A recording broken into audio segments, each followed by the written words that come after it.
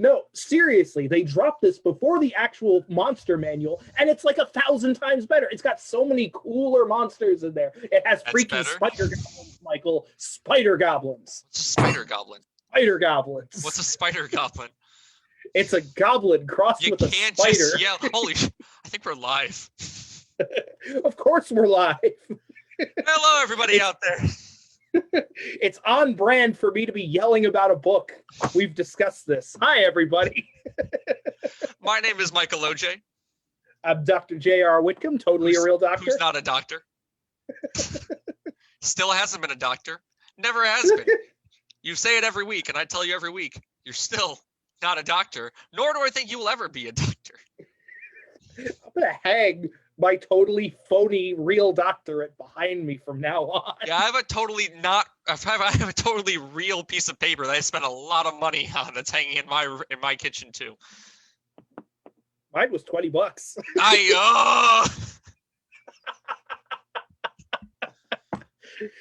I believe you.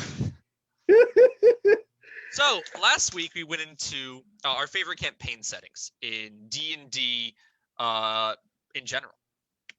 Because there were just too many to cover. Too many. So we settled on our favorites. And Forgotten Realms was absolutely a thing we did not cover, but is absolutely a cool thing. I guess. It's a thing. So we're talking about the history of D&D 3.5.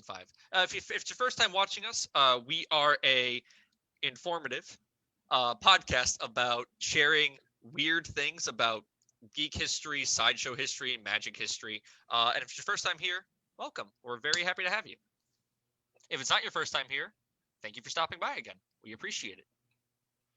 Another repeat customer. Ka-ching. We don't get paid for this. You know that, right? Yeah, I know. I just pretend I do. It makes me feel better about it. Makes me feel better too. So we are talking about D&D 3.5, which if AD&D was the old school, this is kind of the first age of what we really get to see D&D really taking shape.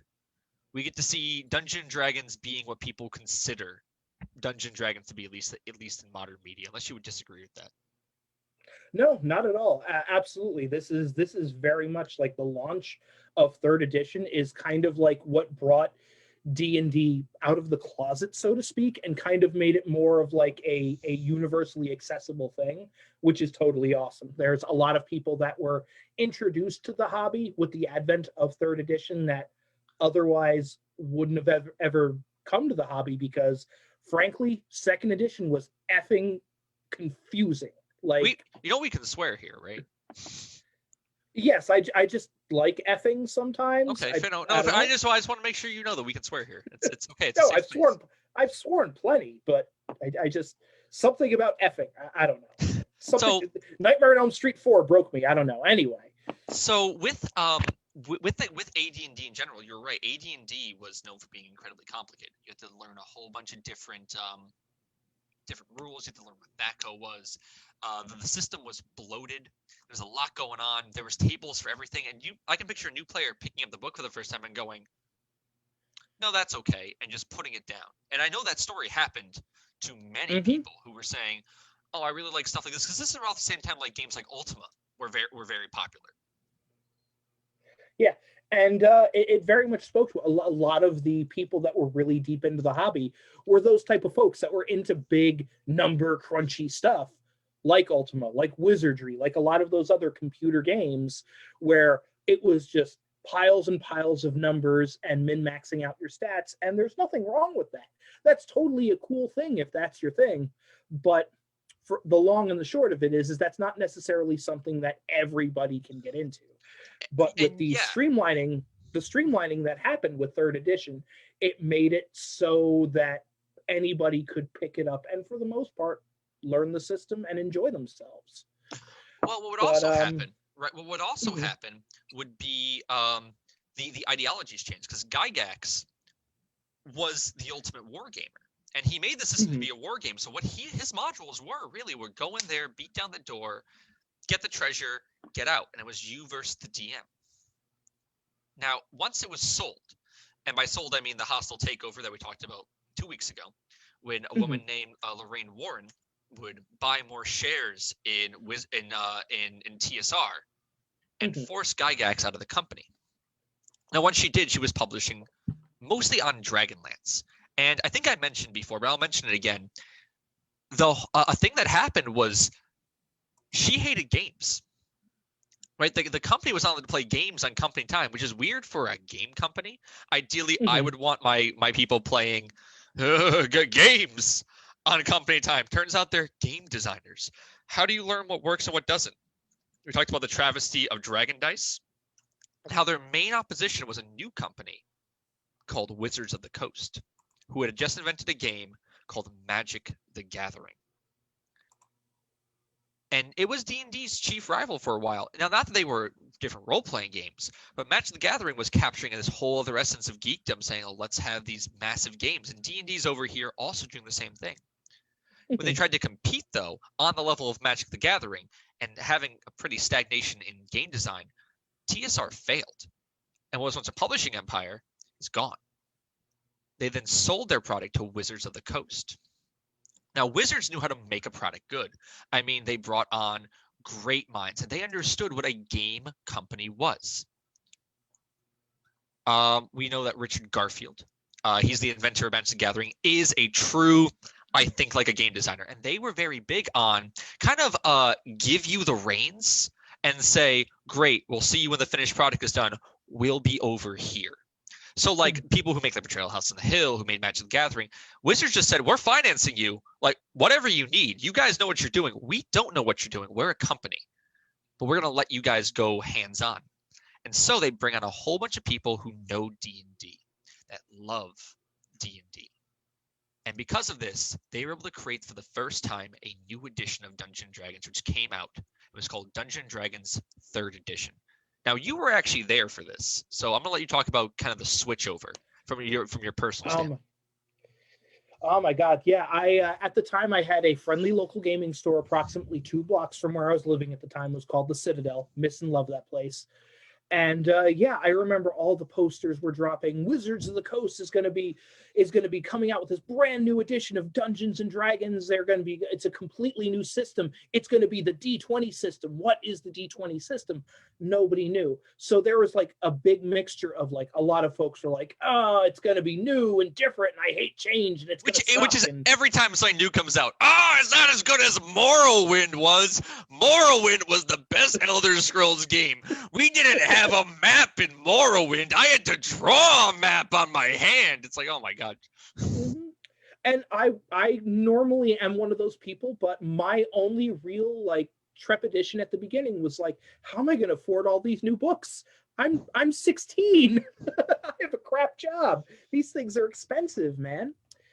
Because I was making my way with hand-me-down books at the time, but it was right around the time, the year 2000. The player's handbook is just about to drop, and all of the gaming stores in the area got this little pamphlet. It was a booklet with about like 10 pages to it. That was the new conversion manual, and it was how to convert your leveled, tried and true character from second edition over to third edition. Now, it was in no way like a complete player's handbook or anything. It was simply just how to, like, okay, you had these non-weapon proficiencies. They're now called skills, and this is how skills work. And these are the skills that correlate. Like, if you had tightrope walking, now you have so many ranks in balance. Or if you Right, had, yeah. acrobatics, we have acrobatics still. If you had a 50% chance of pickpocket, that would give you so many points in the sleight of hand Sleight of skill, hand which would skill. allow you to, yeah, which would allow you to steal things. And I remember getting that pamphlet and being like, it was really confusing because it was the second edition math versus the third edition math, which don't mesh. And it was pretty much just so much shooting from the hip. Like, yeah, if you had like anywhere between this and this score for your non-weapon proficiency, I guess you have this many skill points, and it's not going to match up to a truly leveled character. But if you're really hell-bent on bringing your character over with the same skills, well, I guess this is how to do it. So it kind of And was. So it kind of was. So the pamphlet turned you off initially. a little bit, like, it was very much I came to the point where, like, I'm not converting my old characters over. I didn't have a lot of characters at that point that really meant a lot to me. because with my experience with D&D at the time, I got a lot of weird hand-me-down characters, or we had a lot of unreliable dungeon masters, like you do when you're a teenager. So I had so many I had dudes, a like very characters. consistent game from the time I was 14 to 17. Well, you can thank third edition for that, Michael. I can guarantee you can thank third edition for that, and Wizards of the Coast. But yeah, no, it was just a matter of like I had a pile of like notebook paper of characters I'd played once or twice. It wasn't until third edition and my first third edition game that I actually created a character, played that character for a consistent long period of time, and actually grew to love that character. Well, that also has to do with the difference in game design. So third edition, for the first time, we're no longer kicking down the door and getting the treasure. We had these 3 books that came out with third edition. There was the Player's Handbook, the Dungeon Master's Guide, and the Monster Manual. And the now, DnD. I want to interject real quick, Mike. I'm sorry to cut you off. I do want to bring up that the release of all of those books were staggered. There was about a 3-month gap between the Player's Handbook, the Dungeon Master's Guide, and the Monster Manual. Now, I want to touch on some of that later, but go ahead. And it was a change in the Dungeon Master's Guide itself, which and the Player's Handbook for that matter, that changed the way it phrased D&D. What initially was, here's all these tables and build a world, it was now like, here's how you build a world. Here's how you have NPCs interact with the party. Here's how you build a cohesive storyline. Here's how you use the skills to facilitate roleplay. Because for the first time, I had skills like bluff, or I had things like control shape, or I had these skills that allow me to do certain things that weren't necessarily combat related. And it was weird because, like, even in AD&D, pickpocketing was a thing I would do in combat sometimes. I'd just be like, I'd take the dude's weapon, I'd take his pouch, I'd take his knife. Here was like, you had some skills that were clearly for non-combat purposes, and the focus on actually role-playing through situations was really starting to take shape because of this new era of dungeon masters who were taking the book and going, I want to tell a story like Lord of the Rings, but not just like Lord of the Rings, but all these other games that are out there now. The Final Fantasy. They're no longer interested in like, oh, here's just a great game where you can beat people up. Oh no, here's a cohesive storyline, and we have a mission as these hero level characters to embark on. And it encouraged this narrative story play of one session after the other, after the other, after the other. And that is one reason why third edition, I think, prospered. Yeah, I completely agree with you on that. And yeah, there was definitely a tonal shift at the time. It also leads to what I think happened at Wizards of the Coast when they invented the sorcerer class, because everyone in AD&D, from what I understand, had a skill of, like, I think it was called in third edition's diplomacy. I think it might have been still diplomacy in AD&D, but regardless, there was the skill to convince someone to do something, and it was the charisma stat, and only the bard used charisma. I can just picture someone at Wizards being like, "Huh, no one's putting points to charisma, guys. What if there was like a wizard, but like he just like does things because he's really charming, and so they have charisma now and they're awesome, and people will start putting points into charisma, right?" And turns out, yes, you were just a cooler wizard. My first character was indeed a sorcerer for many of those reasons. How do you cast spells? I'm really likable. Fireball! No, I have the blood of dragons coursing through my veins. Thank you very much. And what stat do you use to cast that spell? It's charisma. But what also 3.5, what also third edition did. Actually, if you want to talk about the book stagnation and what it was like, I'll let you do that now, because I'm going to talk about the cleanup afterwards. Well, it was fun because I had this guy. He was my friend Michael's older brother, different Michael, obviously. And his name was Davey. He was DM Davey, and everybody knew DM Davey was the best dungeon master ever. And he was part of a newer group of friends that I just got introduced to. And it was one of those like, oh my God, I felt so special because I was invited to play in this new game, third edition. He just got the player's handbook. We had one player's handbook to go around between the 7 of us playing, and he was going to help all of us like create our characters, and he was going to run the first ever like 3rd edition campaign, and I got to be a part of it. So I created my sorcerer. I was the spellcaster in the group. Yes, as I always was a lot of times. Like look at my pecs, fireball. Yup. Magical jocks. But the interesting thing is all we had was his player's handbook. Now, the cool thing about the initial player's handbook that Wizards of the Coast dropped is it did have samples of the other core rule books coming up. There was a small section from the Dungeon Master's Guide and a little sampling of the Monster Manual in the back of the book. Now, Davey was one of those people, he had a great head for numbers, so he was very much able to take what little bit there was in there and extrapolate and create this whole rich campaign world. And apparently, like, he was one of those people, he had been at it dungeon mastering for so long, it was like second nature to him. He DM'd, and this is one of those things I've always looked up to. He didn't have a stack of books. He had a clipboard, a notebook, and a small handful of dice, and that's all he ever needed. That's all he ever used the whole time we ever gamed with him, except for one time there was a really weird rules call where we actually had to call up the Wizards of the Coast hotline. Oh, yes, the hotline. Yeah. They had that. Yeah, they sure did. But yeah, in the meantime, and that was the thing, you could call them up, right? And you could be like, hey, this rules question. Yeah. How does this work? Yeah, and you could get somebody from Wizards of the Coast that would sit there and be like, yes, this is the correct call, or no, if you want to go strictly by the rules, this is not how it would work. Which is such a neat job to be like, what's your job? I'm a professional D&D rules lawyer. People call me, and it wasn't toll free, right? You had to pay for this call, didn't you? Yeah, it was totally a 900 number. But anyway, so we started playing. The dude's like flipping through the book as you're talking to him, going like, yes. But yeah, so we started off with just one player's handbook between us, and it was a couple of months before the Dungeon Master's Guide dropped. So that had all the magic items and other errata and stuff like that. So we just started rolling with it, and it was a good game. The Dungeon Master's Guide came out. Cool, whatever. That helped a lot. We had my one friend, Jeffrey, who was playing. Jeffrey is a big fan, like yourself, of Dark Sun. He really wanted to play a Thri-kreen. So Davey said, fine, be a Thri-kreen.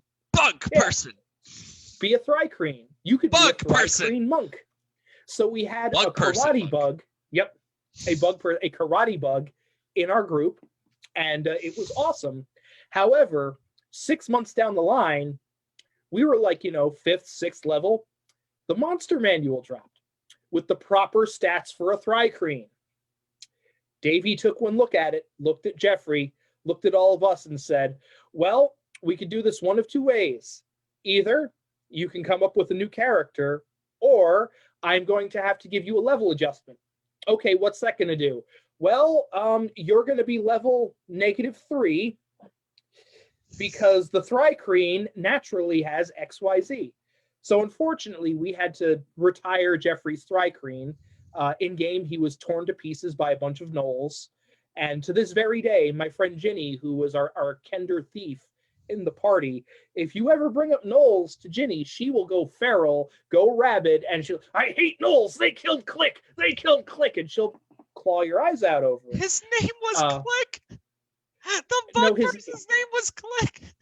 His name was Kalik, but we all called him Click for short. His name was Click. He made clicking noises.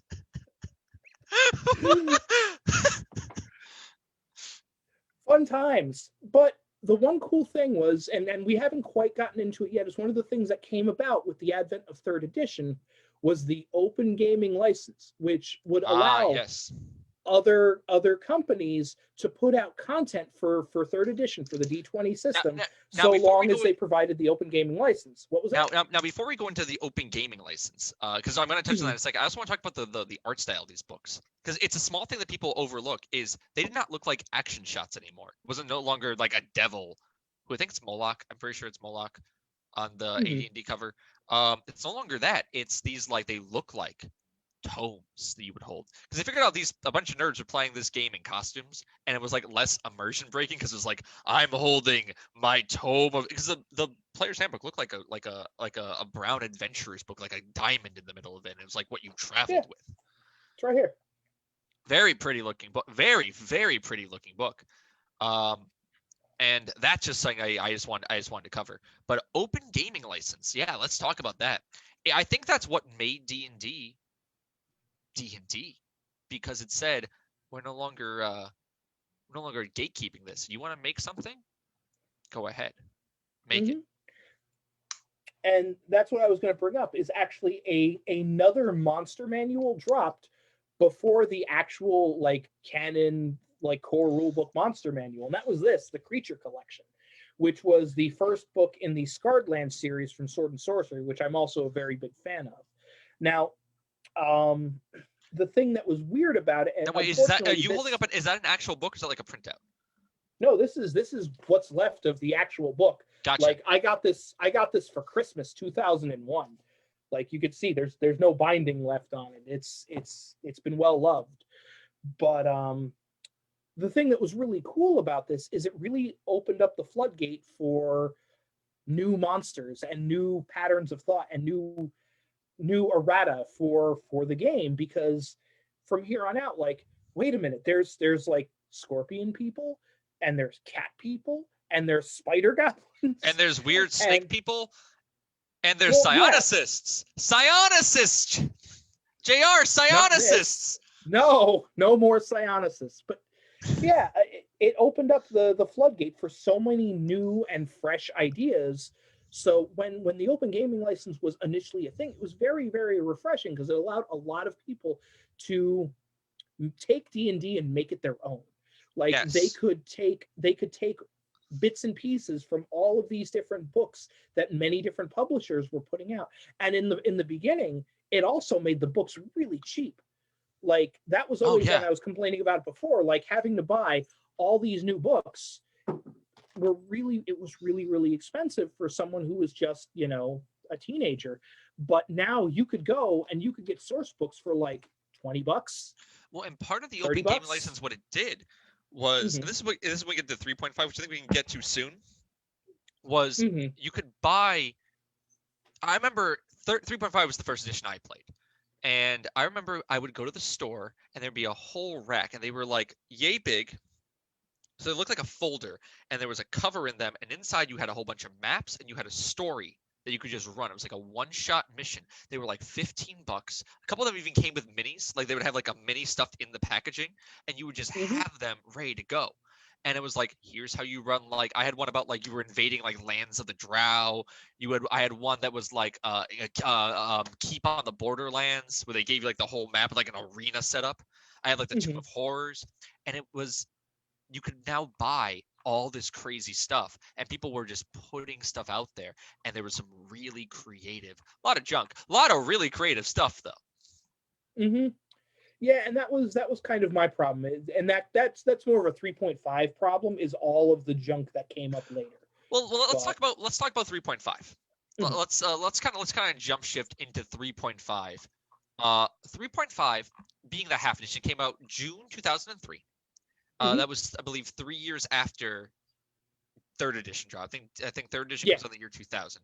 So in June 2003, they released 3.5, which kind of said there's a whole bunch of skills here that aren't working for us. There was things like Psycraft. There was things like you could like look into people's heads occasionally. There was like hypnopsychosis. There's a bunch of weird ones. They said, let's narrow it down. Let's narrow it down into what we need the game to be. Class-wise, going back for a second, we had the sorcerer, but we also had this thing called prestige classes, which led to a whole thing with 3.5 of now I could level up in rogue. I might keep going in rogue, but I might become the assassin later, or I might become the eldritch knight if I was a warrior. And you get one of the more controversial ones. You get the blackguard, who I still think is a dumb class, but that's just me. I really appreciate the idea of the blackguard, as I've always been a fan of the anti-paladin ideas. But oh man, did I hate the blackguard art. Oh my god, that stupid helmet with the giant bat wings that they drew. Oh yeah, it was like it looked like a vampire person. Oh, it was. Yeah, there was the blackguard. It was a great idea that just didn't work properly. So a blackguard. I've heard people call them blackguards before, and you're like, no, it's blackguard. They're like paladins who went dark, and they're like, instead of a paladin of God, I'm a paladin of like the devil. And it was the things like, yo, I want to be the paladin of the devil. You know, dude, no, don't do this to me. You had a power called like fiendish like assistance. Like devils would just like help you. Yeah. Yeah, you actually you would have, it was effectively the same as a familiar. You would have like a little imp or a devil or a demon that would like be your little buddy and he'd help you out. Yeah. Yeah, absolutely. You were But like yeah, hunted and pursued. It was a neat thing, but they added all these prestige classes, which gave you a lot more playability. Your rogue might become an arcane trickster now. You might get your fighter leveled up to defender, and there was enough options. You can be like, I want to be that one day. And there was reasons to and reasons not to. In my games, everyone was just like, I want to be a prestige class. I want to be this prestige class. I'm this now. I'm having a good time. But yeah, no, it was such a crazy addition. Now with 3.5 is we lower some of the skills, we improved some of the wording, and we made the game even more streamlined. We realized the game didn't need to be this complicated. Now, just to backtrack a little bit, that was at its core one of the big tenets of third edition versus second edition. I think we didn't exactly cover as much as we should have. One of the things that was a big game changer for a lot of us was it was a solid plus is good and minus is bad. Because back in the day, well, I have an AC of -2. That's bad, right? No, that's really good. And we did a whole thing on THAC0. If you want to watch that, we had a whole episode where we tried to describe it and how it came to be. It's that saving throws is plus good, is minus good. Who knows? The D20 system very much made it a blanket plus is good, minus is bad. High AC, good. Low AC, bad. I think the only exception to that rule was still checks. I think your strength checks still like you have to roll under your strength number. No, that was second edition. That was that second edition? Okay. Yeah, third edition was always, it was skill checks, but the thing is if you're just adding your modifier, the GM was being a jerk if they made the DC higher than like 15. Well, and then that'd be a really hard roll. If you were doing things that were neat, and one thing I loved about playing third edition 3.5 was the DM could give you pluses for cool reasons. Like if I was like swinging from a chandelier and coming down on top of you, they're like, oh, that's really cool. Take a +2 on your roll. And the other guy's like, oh, I have bless. He gets another +3. And your friend would be like, yeah, I'm also like punching the guy. Does he get a +1? So you're like, you get a +6 in this roll. And it felt really cool because you would come with all these like interesting situations to get that little extra bump, and it led to really cinematic moments. Like I remember at one point we were swinging from chandeliers to get like attacks of opportunity on targets, which is such a cool like movie scene.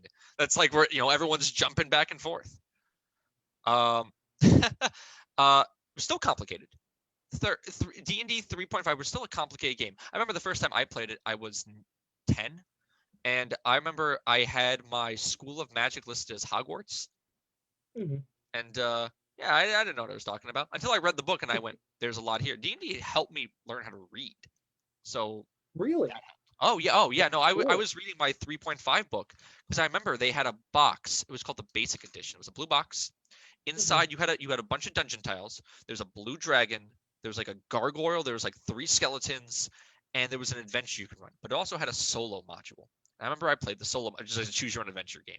And it was the introduction to 3.5, the new edition. It was a blue box. I think it was called the basic kit. I could be wrong about that. Something like D&D blue box will probably come up. And it got people into it because the game was so accessible. The character sheets they handed you the whole character sheet and they said, don't worry about those. Here are your character sheets. And it was little 4 pamphlets. They were about this. They were about maybe a couple centimeters. They were like 6 pages. And what it was there was the dwarf fighter, the dwarf cleric, there was the like elf wizard, there was the human fighter, and there was I think it was like the halfling rogue. And you got a little thing, it had a little backstory in there, it had your stats in there, it explained what all the stats did in very simple English. You had your little pamphlet, you'd flip through, and you were playing level 1 characters. And it really helped simplify the game because they were really big on 3.5 to simplify the game for new people. And then you had people like me who picked it up and went, okay, this is cool. How do I make my own character? Then you pull out the actual book and you go, oh, there's a lot here. Wait, I get it. This was like when I played that one game.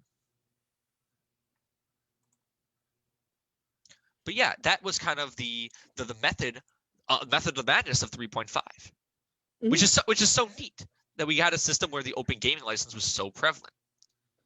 And the license made the game last for a long, long time. That also led to a lot of Yeah. bloat.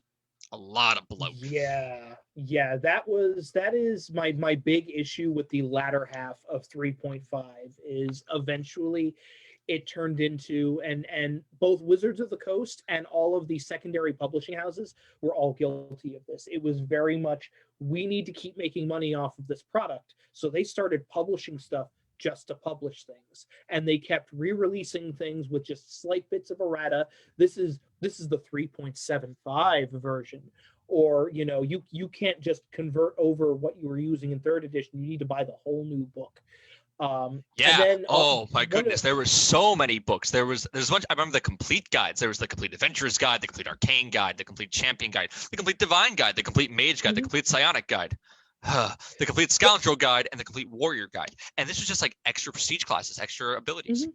Although we Yep. do get the first show of the warlock in complete arcane. Yeah, that The was really I cool. made a pact with a demon or an elder god, and now he gives me powers. First time we see it, and it took the world by storm.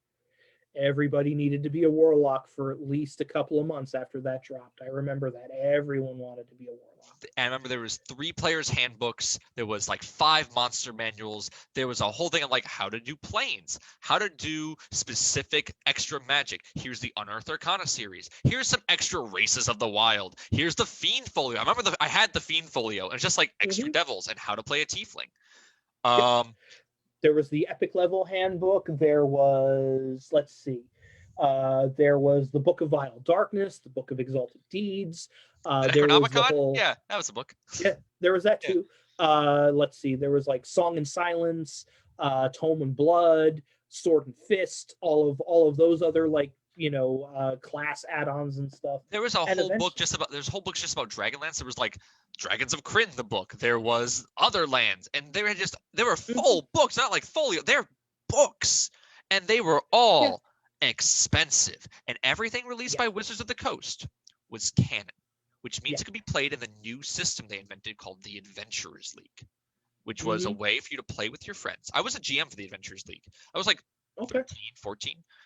It was I know I super enjoyed it. What it was, you'd show Mhm. up, you bring you had to have an approved character. So the way it worked, let's say you had like your character, you get them approved by your local DM, and you get a magic item.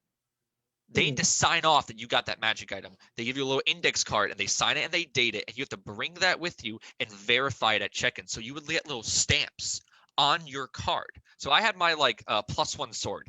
I'd go to a convention game in Hartford. I'd hop it in and he'd stamp my card and go, thank you. You know, this is approved to use. But you'd had some dudes walk in. I remember there was one guy, he had a stack of index cards that was like this big, and he's like, I need all these items approved. Puts them on the table, and guy had to look through them and be like, hey, where'd you get this? And like, I got that in the cave of total oblivion. Okay, where'd you get this? And what was cool about it was they would send the GMs the mission they would play. So they would send me, hey, here's what we're running. You have to run this. You are not allowed to deviate a thing. One thing they would not allow. I remember I changed stats at one point because I thought it was like too weak. Like the monster was just like, this guy just basically dies. And I think I Mhm. downed a player. I didn't kill anyone. I downed someone, and like I got like a call to the Chord's office. It was just like, you can't be doing that. You can't be changing stats on people. And if people died, stop the presses. People would lose their mind. We might do a whole video of experiences in the Adventurers League. But what it did was lead to a whole bunch of weird min-max characters. It's the first time we receive real min-max characters. Uh, min-max, No, min maxing was a thing in second edition, but I bet, but it wasn't in the sense of like looking through weird source books. okay. I remember, so min-maxing is you're getting the maximum for the minimum, Mhm. like TJ Maxx. I think this is their motto for a while. But you go to TJ Maxx and you you go to the gaming store. You go to the gaming store and you find a book. And you find, oh look, there's a thing called Swarm Lord in here. Well, I don't want to be a Swarm Lord, but he has this cool power at level 2.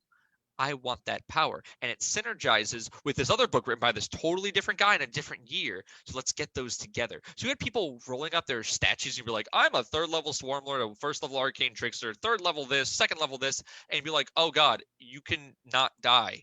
And it's like, yeah, I also roll like, I auto crit every attack because I took all these things that say they crit, but they don't stack with themselves. These are all called different things. So I critted a 12. You're like, sure you do. Yep, you got it. You kill the guy. Congrats, bro. And this was the big bloat of 3.5.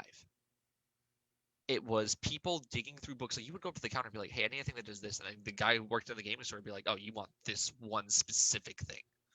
And it was a real thing. You'd show up to the table and GMs would be like, what is that from? And you show up like reference documents. You're like, oh, this was in page 135 of the Complete Arcane Guide. Come on. And yeah, as from a dungeon mastering experience, like I still run 3.5 games. In fact, me and my partner were discussing running an Attic 3.5 game where we bring all of our old characters out of retirement for one last adventure. And we have a very well-meaning friend, love him to death, who hasn't been gaming as long as the rest of us, and he's a min-maxer. And so he's been online, he's been digging through so many books. He's like, oh, I get to build a 20th level character. Look at all this crazy stuff I can do. I'm like, I have 6 Holy Avengers. Why do you have 6 Holy Avengers? I was like, because my character is an evil character and he collects them. I can't use them. Well, why would you do that? For the flavor. And he's like, no, I'm spending all of my money. I'm getting I forget what's the luck sword that grants me wishes, and I'm gonna have this, and I'm gonna have all of this crit bonus stuff. I'm like, it makes your head spin. And nothing against people that play that way. I totally get like the drive to do that. Like it's all about like you want to be the best, and that I want to be the very best. Shut up, Pokemon, not now. There's people that just really, really want to be the best at something, and I don't want to begrudge them that. But at the same time, like the amount of books that you would need to do this, it's ridiculous. And who's got money for that, man? Like, well, some people do. Some people most some certainly people do. Some people most absolutely do. But like, how many I was gonna say, how many $40 books do you need to throw into the mix to be happy about it? A lot of books. A lot of books. A lot of books. Come here, you troublemaker. So, and I think that is one of the, and that's one of the big things. But I feel like that's a future perspective, right? If you run 3.5 the way it worked, it was great. Minus 3 skills. I think the fact that there's 3 ways to look at something, there was spot, search, and listen, are stupid. It should just be 1 skill. Yeah, I really like how just perception is a thing. Perception and investigation are just 2 things now in 5th edition, which I really, really appreciate. Are you going to stop being a troublemaker? The way it used to be, just for people who don't know, the way it used to be is when I was trying to do something, I would have 3 separate stats: spot, look, and listen. And I would look and I would use these powers. There's a lot of powers like this. I had like balance. I also had climb. They were 2 different skills. Did I fall? Well, I had acrobatics, but I also had tumble, which is a more accurate version of that skill. And so you need to figure out exactly what skill to use, and you had a bunch of them. And your intelligence modifier would give you these skills. I remember there's a skill called appraise, where you could look at it and be like, oh, this is worth this amount of money. It was a cool little thing. You could have a skill called forgery. There was like hide in shadows, but there was also stealth as different. In 3rd edition? No, there was just hide in 3rd edition. It was hide and move silently. That's what it was. Yeah, hide and move silently. Stealth is what the 2 of them combined for 5th edition is called now. Yep, and there was open lock and use magical device. And it gave you like a character build where it's like I was good at certain things. You could play like a fighter who was like an acrobat. And that was a legitimate build. And you could say like I have a lot of balance points, I have a lot of this, and you'd have your rogue show up, and the rogue's whole thing was they would have a high intelligence because they're rogues, and they would play up this like I know how to do a little bit of everything. I know how to listen. I know a lot of knowledges. I know diplomacy. I know how to streetwise my way through conversations. They would have a whole bunch of really cool stuff because the rogues just get so many skill points per level. Because when you leveled up, you would get a number plus your modifier in intelligence of how many skill points you would get. Today, it's a lot more streamlined, and I actually don't like how streamlined it is. I like putting individual points in all these individual things. Oh, I want points in bluff. Oh, I want to be a little bit better at jump. Oh, I want to be a little better at survival. Exactly, and that's exactly one of the problems I have with some of the newer systems is it lacks the customization that 3.5 had. Like the fifth edition game that I've been playing on the regular now, like my character's getting up to like 12th, 13th level, and there's skills that like he has a pet griffin, and I'm trying to interact more with the pet griffin, and I keep having to make animal handling checks, or I forget what it's called in fifth edition, but I Animal keep handling. having to Yeah. have Yeah, yeah, it's and animal I handling. keep having to make animal handling checks, but I don't have the option to put points in that at every level, and it's not necessarily something like I can't build on it, and it's something I want to build on, and unfortunately, just because that's not a rogue skill, I lack the ability to do it, and it's been getting frustrating because it's like yes, I have had this animal in my character's care for X amount of months in game, and I'm lacking the ability to learn how to build a bond with it because rules. And that's really irritating to me because like in third edition it would just be like okay, I gained a level, it's a cross class skill, so the points to put into it are dear, but I can still do it You if can I still really do want it. to do it. Exactly. Exactly. If you want your wizard to have a really high bluff score, your wizard can have a really high bluff Sure score if you can. put the points into it. That's right. If if you want your fighter to have ranks in perform dance, you can do it. There wasn't anything to stop you from building your character into anything you want. And there's still some customization in fifth edition, but it is nowhere near the flexibility that the 3.5 third edition system really had for it. And I feel like it's kind of missing something for that. It's I streamlined, agree. it's easier for people and more accessible. I almost feel that maybe like there should be like a re-release of 3.5. No, I don't like Pathfinder. There should be like a re-release of 3.5 and treat that as like D&D advanced and have the fifth edition system be more like D&D basic. So like Pathfinder. Shut up, Michael. Oh, actually, no, it's a good segue to talk about Pathfinder.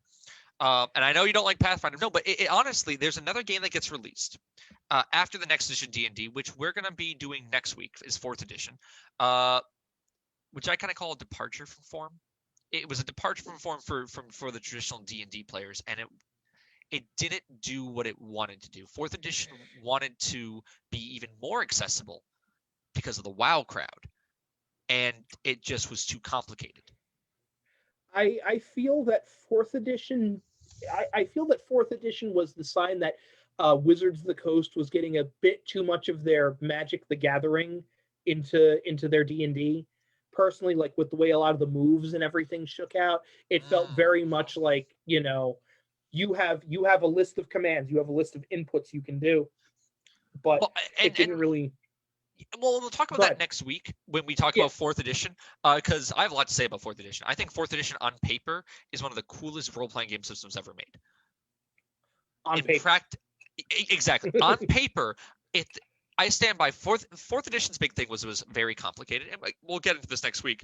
If I didn't have to do actual math, and I had like an auto thing where I could click do skill, I think it'd be a great system.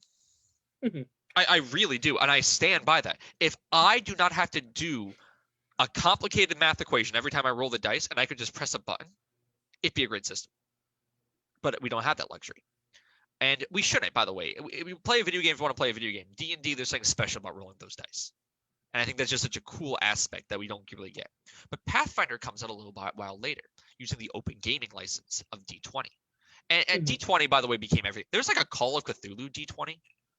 Oh yeah, the D20 system is still very much a thing that's in use. Oh yeah, with certain gaming companies. It's a good system. I played Star Wars D20. That is one of my favorite game systems. It was like 3.5 with a Star Wars skin, and it was great. Speaking of D20 and third edition, that's where we're running Ravenloft in, right? That's what we're gonna 3.5. All right, absolutely, cool. Great. That's gonna be a great session. We'll probably do that in a couple weeks, and sweet. So Pathfinder. Now, Pathfinder is something that's very near and dear to my heart because it was my first campaign. I loved Pathfinder. What it was after 4th edition came out, a whole bunch of people were kind of dissatisfied with it. And they released a game called Pathfinder. This was by Piazza Publishing. And they said, we like 3.5, but let's clean it up. Let's remove spot, look, and listen. Let's make a thing called perception. Let's remove move silently and hide and give them a skill called stealth. Let's use the same exact system, but let's add some new classes. Let's add like the Inquisitor. Let's give you some prestige classes. Let's also say we're also open gaming license. You guys can do whatever you wanted. And it was kind of like 3.5. It was really 3.75. It was this new system. I thought it was a perfect system. I'm going to be honest with you. I don't think that a single system has ever come out that has beaten Pathfinder in medieval role-playing RPGs. And the reason I say that is I think it was streamlined enough where it was not complicated, but you had a lot of customization. You had the ability to go through your character sheets. You had the ability to add some cool stuff. They had the gall to add a gunslinger into the base book. You could play as a dude with a pistol, which D&D has been dreading forever. In the Eberron video, I talked about this, how they were like, we have magical cannons, and this guy has a rocket launcher, and that dude has a submachine gun. But pistols are not real. You cannot have a pistol. There's no pistols. There's super high-end guns and swords. No one's decided to fill it up with this. I remember at one point, this is a side point about the guns. I was playing a live action role playing game. I was running it, and I had somebody invent a gun, and they called it the Bedazzler. And what it did was it was a gun they invented that fired gems. So they would load up their like expensive gems, they would shoot it and would do a whole bunch of damage. And then one player, great player, looked at it and went, I like where you're going with this. But what if we fired something less expensive, like lead? The thing that just exists over there. Why don't we just do that? Everyone's like, why don't we just fire lead? They invented firearms. It's a very real philosophy. Why are you firing gems? I have this rock. Propels. But I love Pathfinder for the reason of they were able to innovate and they gave you enough of a good setting. I don't know anyone who played the base Pathfinder setting ever. I think I used some of the gods. I liked a few of them, and I liked some of the concepts there, but I don't know what Pathfinder was about for half of it. I just knew it was a really fun game to kind of create your own systems in. And they also had like 5 monster manuals, 3 players handbook, an advanced race guide. They had a lot, and it was all D&D 3.5, but let's make it for the modern era. And you know, as much as like my favorite system. As much as I crab about Pathfinder, like I do understand it has a lot of good to it. I just feel that it has all of the same failings as 3.5 does. It is victim to book bloat right now, and there is so much homebrew out there. There is so many books out there that are not necessarily canon, and it's a lot of work for dungeon masters. It's really hard to sit there and to not censor, but like to limit your players on what they could use. But the problem is if they're bringing in all of this random stuff, you never know where the balance is going to lie. And if you let somebody bring something in from a book that you're unsure of, it could possibly ruin the game for the whole table. And you always have to worry about doing stuff like that. And I feel that, unfortunately, the book bloat that Pathfinder suffers, just like 3.5 did, it's really, really hard to just mitigate that amongst your players and still allow them to feel like they have that true like ability to build whatever they want. I do want my players to build whatever they want within reason and within balance with, you know, throughout the rest of the table.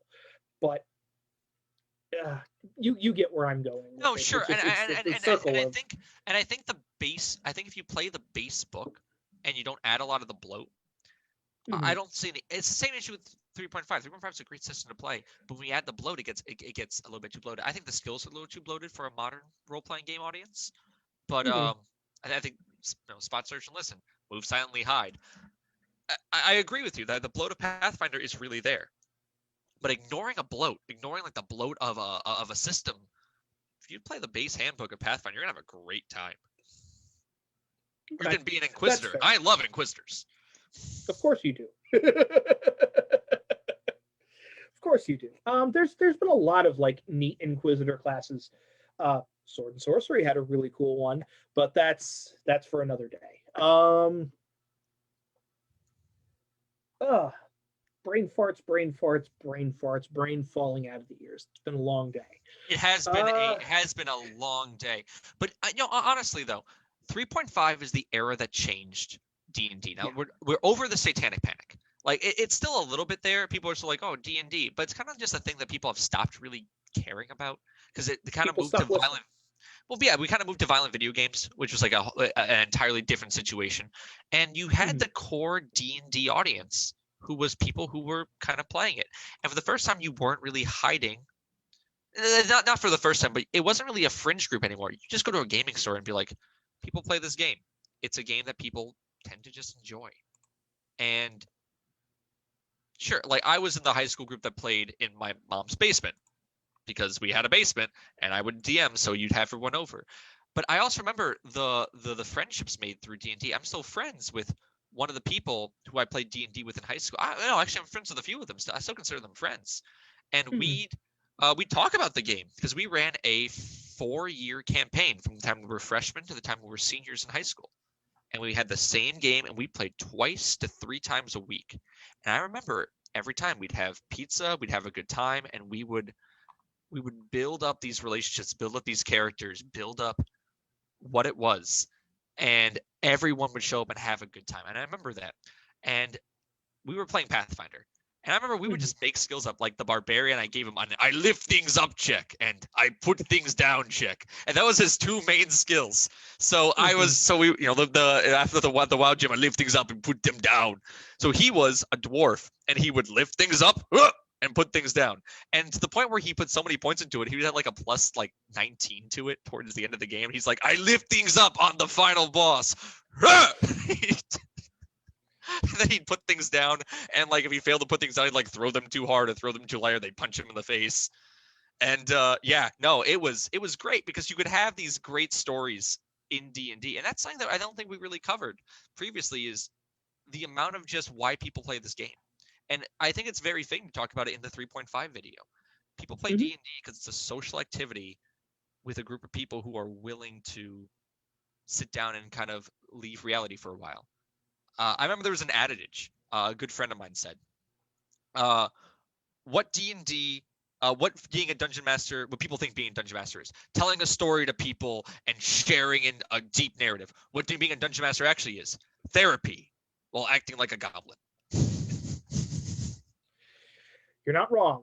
I work out a lot of my issues through a lot of my game writing. And sometimes Mike yells at me because I try to include too many spicy topics in my writing. No, you can't include that in a modern Gods game. That's a terrible idea. People will riot. They would. They super would.